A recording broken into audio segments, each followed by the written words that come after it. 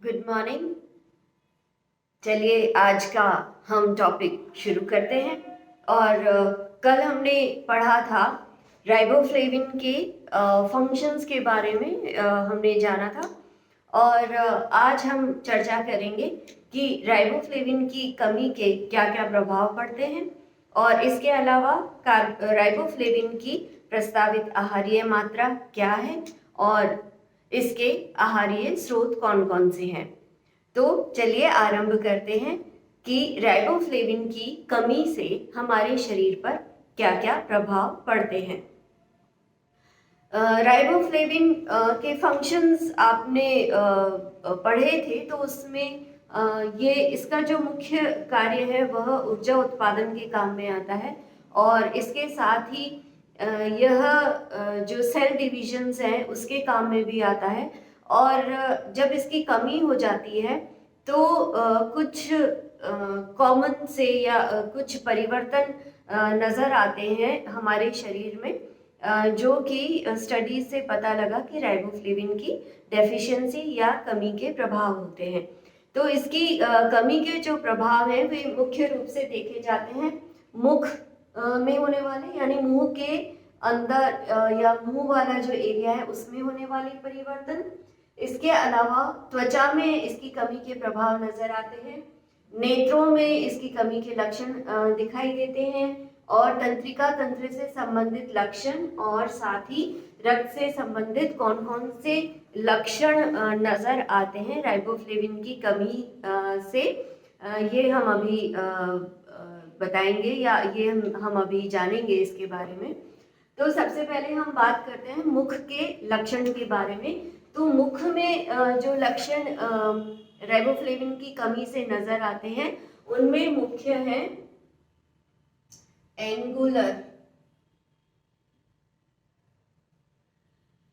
Angular stomatitis.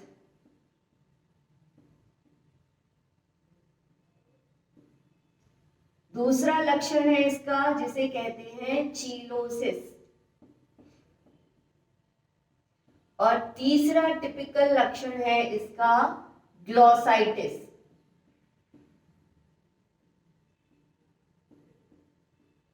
ये तीनों जो लक्षण हैं इनमें क्या होता है या क्या परिवर्तन आते हैं ये मैं आपको बता देती हूँ। ये जो एंगुलर स्टोमेटाइटिस है इसमें जो हमारे होठ के ये जो किनारे होते हैं इनमें ये कटने लग जाते हैं, इनमें सोरनेस आ जाती है, फटने लग जाते हैं, जलन होती है, दर्द होती है। आपने कई लोगों को देखा होगा या आपके साथ भी कभी हुआ होगा, और विशेषकर जो सर्दियों का मौसम होता है इसमें ये किनारे फटने लगते हैं, और जब आप मुंह खोलते हैं तो वो कट जाता है और उसमें से ब्लीडिंग भी होने लगती है। इस कंडीशन को कहा जाता है एंगुलर स्टोमेटाइटिस, या इसको चीलोसिस भी कहते हैं। और ये कई बार अगर ट्रीट नहीं किया जाए तो ये मुख का ये जो बाहर वाला सिरा है इसमें भी लक्षण नजर आने लगते हैं। यहाँ की त्वचा कटफट जाती है, उसमें बहुत तेज दर्द होने लगता है, जलन मचती है। ये कंडीशन विशेष रूप से एंगुलर स्टोमेटाइटिस तथा चीलोसिस कहलाती है। इसके अलावा ग्लोसाइटिस जो इसका तीसरा लक्षण है उसमें जो जीभ होती है उसमें परिवर्तन आते हैं, और मुख के अंदर जो है वो परिवर्तन आते हैं। छाले हो जाना, विशेषकर जीभ के ऊपर, जीभ का लाल हो जाना, और जीभ में दर्द होना, उसका टेंडर हो जाना, या कई बार उसमें जैसे सूजन आके चकत्ते चकत्ते से बन जाते हैं। ये सारे लक्षण जो कि जीभ के ऊपर या मुख के अंदर नजर आते हैं, होठों के अंदर की तरफ या गाल में अंदर की तरफ, अपर पैलेट पे और लोअर पैलेट पे, जो तालू जिसे कहते हैं उनमें भी छाले हो जाते हैं और दर्द होने लगता है, खून निकलने लगता है।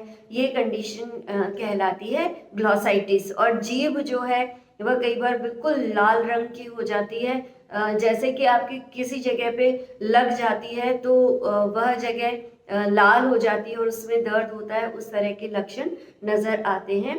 और यह कंडीशन कहलाती है ग्लोसाइटिस। और ये जो लक्षण है वो राइबोफ्लेविन डेफिशिएंसी के टिपिकल लक्षण है।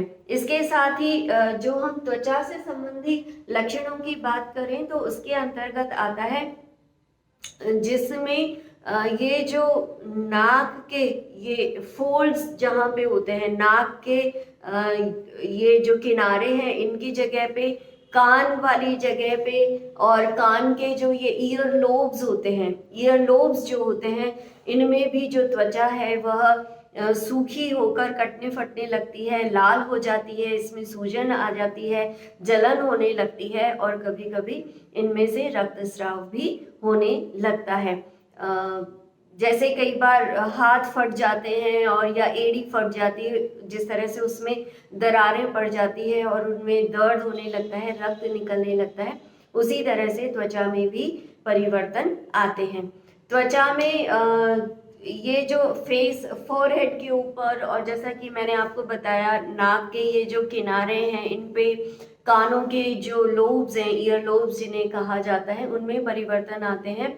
और पुरुषों में जो अंडकोश है उसकी त्वचा में भी परिवर्तन आते हैं और वह भी सूख जाती है और जगह जगह से कटफट जाती है, उसमें भी स्वेलिंग आ जाती है या दरदरापन आ जाता है, चकत्ते पड़ जाते हैं। तो ये जो परिवर्तन है जो कि राइबोफ्लेविन की कमी से त्वचा में सामान्यतया नजर आते हैं। इसके अलावा नेत्रों की अगर हम बात करें तो जो अश्रु ग्रंथियां हैं उनमें विशेषकर परिवर्तन आता है और आंख के चारों ओर भी सूखापन हो जाता है, ड्राइनेस आ जाती है आंख के चारों ओर की जो पपड़ी होती है। इसके अलावा जो एंगुलर मतलब ये जो अश्रु ग्रंथियां हैं वे सूखने लगती हैं, इनमें दर्द होने लगता है। इस तरह के परिवर्तन नेत्रों में नजर आते हैं। और अगले परिवर्तन की हम बात करें तंत्रिका तंत्र से संबंधित लक्षण, तो अध्ययनों में यह देखा गया कि जिन बच्चों में राइबोफ्लेविन की कमी होती है उनका एक तो रिएक्शन टाइम जो होता है वह बहुत डिले हो जाता है। यानी अगर कोई चीज़ उनको सिखाई जाती है या अगर उनको खेलना है या उनको एकदम से उनके पीछे दौड़ा जाए तो उनके पीछे दौड़ते ही उनका जो रिएक्शन टाइम होता है कि वो भी उठ के भागें, उसमें टाइम लग जाता है। या जो रिफ्लेक्सेस होते हैं उनमें समय जो है वो ज़्यादा लगता है, उनको कंसंट्रेट होने में या कोई चीज़ पे ध्यान केंद्रित करने में उनको समय लगता है। इसके अलावा मोटर कोऑर्डिनेशन जो होता है जिसमें शरीर के विभिन्न अंगों का एक दूसरे के साथ कोऑर्डिनेशन होता है, जैसे आंखों का और हाथों का कोऑर्डिनेशन होता है, जैसे दोनों हाथों का कोऑर्डिनेशन होता है, जैसे हाथ और पैरों का कोऑर्डिनेशन होता है। तो ये जो विभिन्न अंगों के जो कोऑर्डिनेशन होते हैं या समन्वयन होता है उसमें भी उनको समस्या आती है। तो इस तरह के लक्षण राइबोफ्लेविन की कमी के बच्चों में नजर आए हैं। इसके अलावा रक्त से संबंधित लक्षणों की अगर हम बात करें तो नॉर्मोसाइटिक एनीमिया राइबोफ्लेविन की कमी से हो जाता है। हालांकि यह बहुतायत में नहीं पाया जाता, पर क्योंकि राइबोफ्लेविन का हमने कार्य पढ़ा था कि यह अस्थि मज्जा में आरबीसीज के निर्माण में सहयोग करता है, तो जब राइबोफ्लेविन की कमी हो जाती है तो पर्याप्त मात्रा में आरबीसी जो है वह रक्त में नहीं उपस्थित होती हैं और इसलिए इस कंडीशन को कहा जाता है नॉर्मोसाइटिक एनीमिया। तो इस प्रकार से राइबोफ्लेविन की कमी के ये लक्षण पाए गए। इसके अलावा अगर आपने कभी ध्यान दिया हो तो आपके मुंह में जो छाले हो जाते हैं, एक्चुअली जो राइबोफ्लेविन की कमी है वो अकेले राइबोफ्लेविन की नहीं होती है, इसके साथ में अन्य जो विटामिन है इनके सबकी सम्मिलित रूप से कमी देखी जाती है और सम्मिलित रूप से इनके प्रभाव देखे जाते हैं। तो स्पेशली जब आपके मुंह में छाले हो जाते हैं या कई बार आपको लगता है कि आपका जो अंदर से अपर पैलेट है, लोअर पैलेट है और जीभ जो है वो छिल सी गई है और उसमें दर्द होता है या जलन हो रही होती है, तो आपको सजेस्ट किया जाता है कि आप जो बीकासूल हैं या बी कॉम्प्लेक्स विटामिन है वो आप लें, ताकि ये जो डेफिशिएंसी सिम्टम्स जनरली ये होते हैं, जो कि राइबोफ्लेविन के साथ साथ अन्य जो B1 B3 विटामिन है उसके कारण भी होते हैं। तो इनके प्रभाव को ख़त्म करने के लिए हम लोग जो बी विटामिन है उनके सप्लीमेंट ले सकते हैं या उनको केमिकल फॉर्म में मेडिसिनल रूप में ले सकते हैं, तो ये लक्षण दूर हो जाते हैं। और यह चीज़ तो बहुत कॉमन होती है सर्दियों में, विशेषकर आप अभी सर्दियां हैं तो ध्यान रखिए कि ये जो एंगुलर स्टोमेटाइटिस है यह बहुतायत से पाया जाता है और वातावरणीय प्रभाव भी इसके होते हैं। लेकिन अगर आप अपनी डाइट में विटामिन पर्याप्त मात्रा में ले रहे हैं, अर्थात आप सब्जियां और फलों का भरपूर प्रयोग कर रहे हैं, तो आप इस तरह की परेशानियों से बचे रहेंगे। अब हम बात करते हैं कि भोजन के स्रोत क्या क्या हैं राइबोफ्लेविन के, या राइबोफ्लेविन कौन कौन से भोज्य पदार्थों में अच्छी मात्रा में उपस्थित होता है। तो इसके जो सबसे अच्छे स्रोत हैं, वह सबसे अच्छा स्रोत तो इसका जो पशु होते हैं उनका लिवर यानी यकृत माना जाता है, और भेड़ का यकृत जो है वो राइबोफ्लेविन का बहुत अच्छा स्रोत होता है। इसके अलावा यह अंडों में, मांस में, मछली में, दूध और दूध से बने जितने भी पदार्थ हैं, दूध से बने हुए पदार्थ जैसे स्किम्ड मिल्क पाउडर है, होल मिल्क पाउडर है, दूध है, इसके अलावा दही में, छाछ में और मक्खन में, इन सभी में राइबोफ्लेविन अच्छी मात्रा में उपस्थित होता है। यहाँ एक बहुत इंटरेस्टिंग बात मैं आपको बताती हूँ। जब हमने इसका इंट्रोडक्शन पढ़ा था तो हमने यह पढ़ा था कि यह फ्लोरेसेंट येलो कलर का होता है, इसका जो रंग होता है। तो आप जब दूध से पनीर बनाते हैं, पनीर बनाने के लिए आप क्या करते हैं, दूध में कुछ खटाई डालते हैं और उससे क्या होता है, दूध का पीएच चेंज हो जाता है, और पीएच चेंज होने के कारण उसमें जो केसीन प्रोटीन है वह कोएगुलेट होकर अलग हो जाता है, और जो वे है वो अलग रहता है। वे क्या होता है, जब दूध में से केसीन प्रोटीन या पनीर बना लिया जाता है, जब उसको अलग कर दिया जाता है तो बचा हुआ जो तरल पदार्थ होता है वो वे कहलाता है। आप उस वे का अगर रंग देखेंगे तो वो आपको हल्का हरा या पीला नजर आएगा। इसका यह रंग जो है वह राइबोफ्लेविन की उपस्थिति के कारण होता है।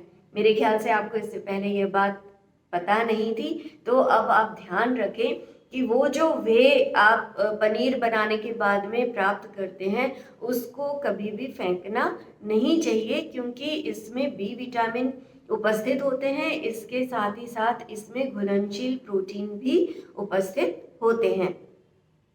तो या इसके अलावा एक एग्जाम्पल और देती हूँ। जब आप दही जमाते हैं तो दही जब आप जमे हुए बर्तन से, जिस जगह से आप दही निकालते हैं, थोड़ी देर बाद में उस खाली जगह पर पानी इकट्ठा हो जाता है। आप उस पानी का रंग देखेंगे तो वही हल्का हरा या पीलापन सा लिए हुए होता है।